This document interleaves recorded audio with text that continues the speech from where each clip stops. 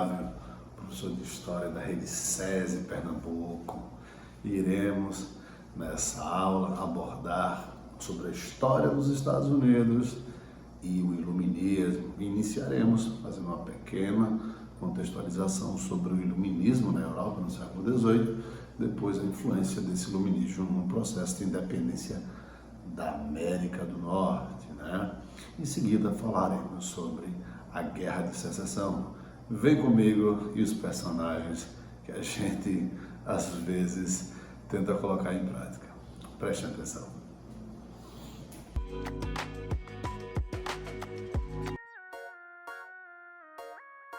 E aí, galera, aqui é o professor Galeroso, tá ligado?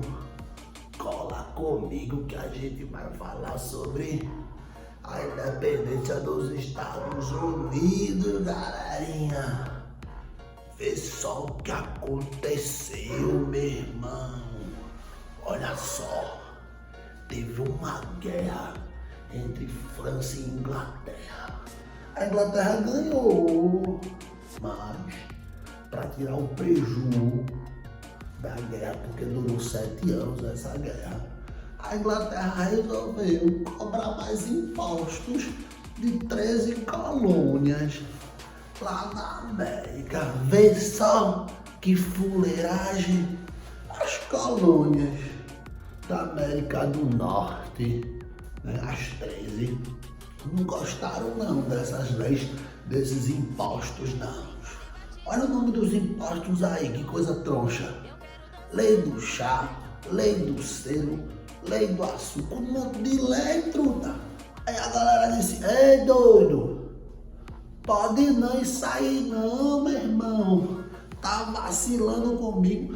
Aí a galera revoltada por causa dessa lei do chá se vestiram tudo de índio, tudo de índio, invadiram o barco no porto de Boston e jogaram carregamento de chá no mar. Prejuízo danado, meu povo. Os ingleses ficaram muito injuriados, aumentaram a cobrança, criando as leis intoleráveis, fechando o porto de Boston. Mano, as 13 colônias se reuniram em 1774 no primeiro Congresso Continental da Filadélfia. No primeiro congresso não saiu muita coisa não, mas no segundo congresso eles elaboraram a Declaração de Independência dos Estados Unidos da América, galera. E aí a Inglaterra enviou suas tropas. Foi mó guerra, tá ligado? E os franceses, que perderam a guerra de 7 anos para a Inglaterra, ajudaram os americanos. E tu sabe, né? Deu Estados Unidos, mano. Eles venceram e em 1783 foram reconhecidos como nação independente pelo Tratado de Paris. Sendo assim, os Estados Unidos foi o primeiro país da América a ficar independente, tá ligado? Cola comigo que tu vai ficar sabendo de tudo. Aqui é o professor Galeroso, meu povo. E aí, meu povo, gostaram dessa exposição maluca do professor Galeroso? Pois é, esse cara é bem doido, né? Mas ele falou muita coisa coerente. Deixa eu pontuar algumas coisas com vocês. Vejam, os Estados Unidos hoje eram essas 13 colônias que eram colônias inglesas, né? Daí, nos Estados Unidos falar inglês. Essas 13 colônias são homenageadas até hoje, fazem parte, né, da mentalidade americana, né, do seu orgulho. Elas são relembradas na bandeira dos Estados Unidos. Essas 13 faixas que tem da bandeira dos Estados Unidos são essas 13 colônias. São 7 faixas vermelhas e 6 faixas brancas. E as 50 estrelas são os 50 estados americanos, incluindo o Alasca e o Havaí, né? Então vejam, essas 13 colônias elas não eram homogêneas, não eram todas iguais. As colônias do centro e do norte eram baseadas no trabalho familiar, no minifúndio e no mercado interno. Já as colônias do sul, às vezes chamadas de colônias de exploração, eram baseadas no sistema de plantation. Como é isso? Trabalho escravo no latifúndio e na agricultura para exportação, mercado externo, certo? A despeito dessas diferenças, geralmente se diz que os Estados Unidos, no caso as 3 colônias, eles não sofriam tanto o controle da Inglaterra, o que é chamado geralmente de negligência salutar, então, uma relativa liberdade.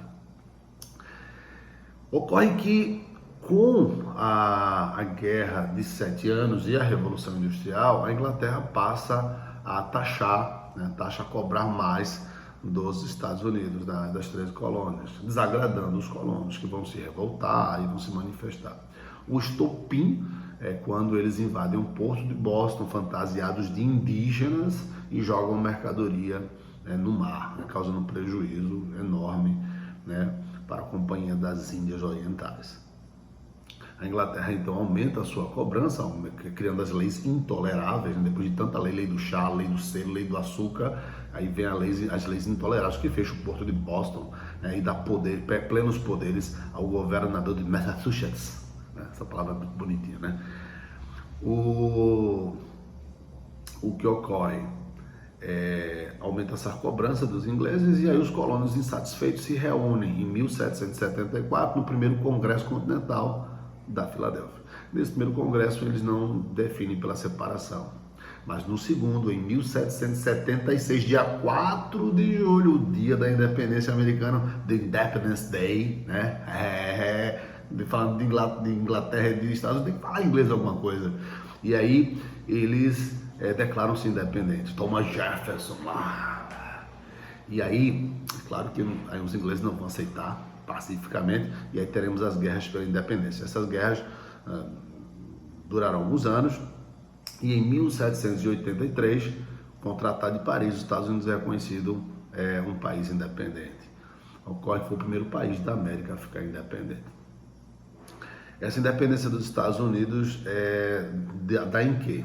Temos então a primeira nação americana livre, temos que ela adota a república, o modelo de república presidencialista federalista, cada estado é autônomo, tá? Uma curiosidade, você sabe que os ingleses eles tomam chá, eles gostam muito de um chazinho, e os americanos têm aquela rede de café, o Starbucks, e aí vocês agora entendem porque jogaram o chá no mar e agora os americanos preferem café e os ingleses ainda tomam chá. Bem, isso é o início, tá? Uma crítica que se faz, no entanto, é que essa nação que nasce agora, a nação que vai se tornar muito poderosa após o século XIX, após a Primeira e a Segunda Guerra Mundial, ela não é igualitária, ela privilegia alguns grupos, chamado de WASP, White Anglo-Saxon Protestant.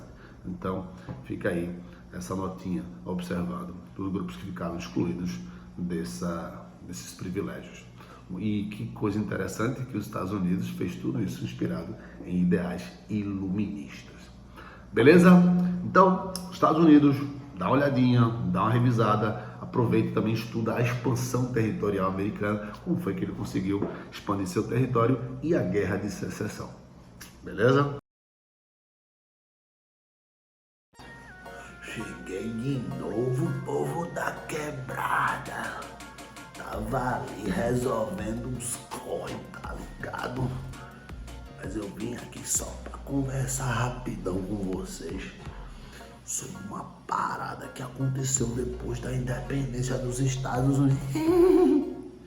Saca só, as colônias do norte, elas eram baseadas na agricultura familiar e tinha uma pegada mais industrializada. Inclusive, alguns estados já proibiam a escravidão.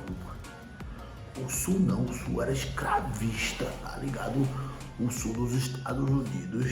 Então, na década de 50, 1850, por ali, tinha uma tensão muito forte, porque havia a proposta de acabar com a escravidão nos Estados Unidos, e o presidente que fosse eleito Se ele optasse por isso, ia dar muita treta.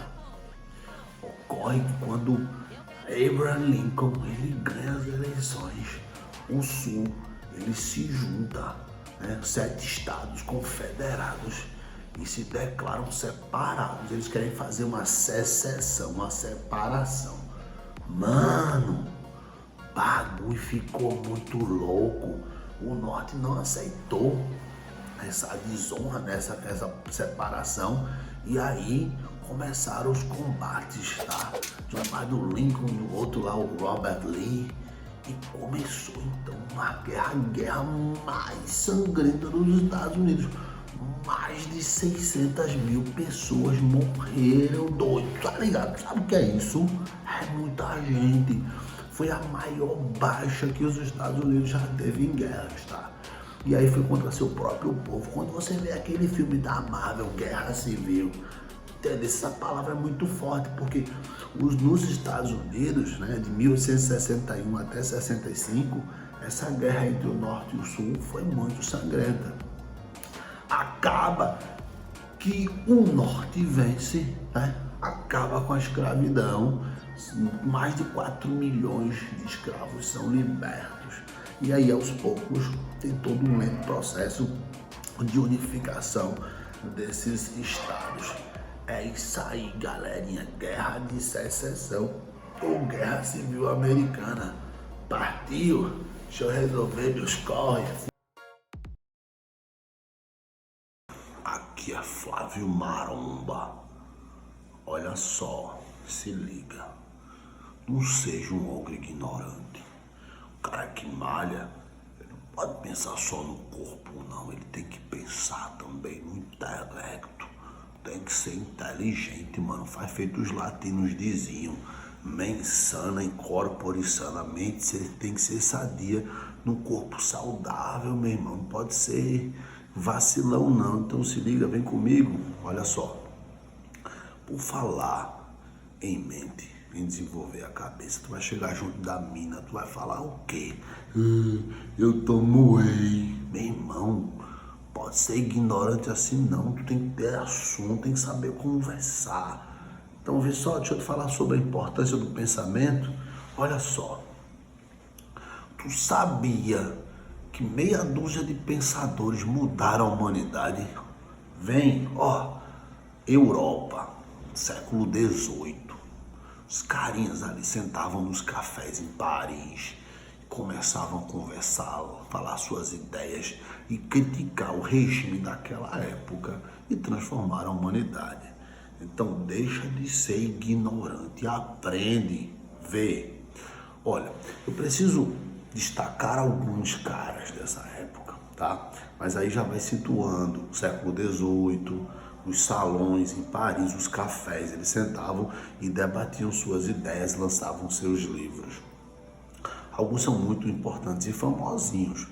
Voltaire, o cara que ficou famoso por uma frase que ele nunca disse. Vê que massa, ele dizia, ou quer dizer, dizem que ele disse, né? Posso não concordar com nenhuma palavra que tu diz, mas defenderei até a morte o direito de tu dizeres. Olha só que legal. Então eu não concordo contigo, mas aí eu defendo o direito de você dizer, né? Tem que ser tolerante. Então ele defendia a tolerância e a liberdade de expressão. Outro pensador muito importante do iluminismo, Montesquieu. Como eu falei para vocês, eles criticavam o regime da época, o poder centralizado na mão de um rei absolutista. Então ele propunha o seguinte, a divisão do poder em 3, poder executivo, legislativo e judiciário, coisa que os países adotam hoje. Olha que massa, tá vendo? O cara lá, ó, século XVIII, escreveu um livro chamado O Espírito das Leis, propôs essas ideias e olha só a importância dele.